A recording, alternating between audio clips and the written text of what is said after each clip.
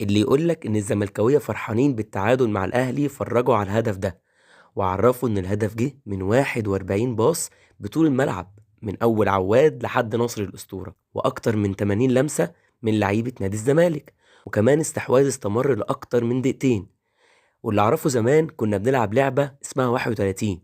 يعني لو واحد اتعمل عليه أكتر من 31 باص يخرج بره اللعب، والأهلي بال11 لاعب اتعمل عليهم 41 باص، يعني الأهلي بره الجيم، بس هما كده عايشين في الكون لوحدهم. حتى بن شرقي اللي فرحهم وجاب الجون، بس عشان ما احتفلش الاحتفال اللي هم عايزينه حملوه خطأ الهدف اللي دخل في مرماهم. طبعا لازم أشكر عمر جابر وناصر الأسطورة على الأسيست، وكمان بنتايج مبروك عليك رجل المباراة اللي دايما بتكون أحلى بتسجيلك هدف في مرمى الأهلي، وكمان مع فرحة جمهور من أعظم الجماهير، جمهور نادي الزمالك.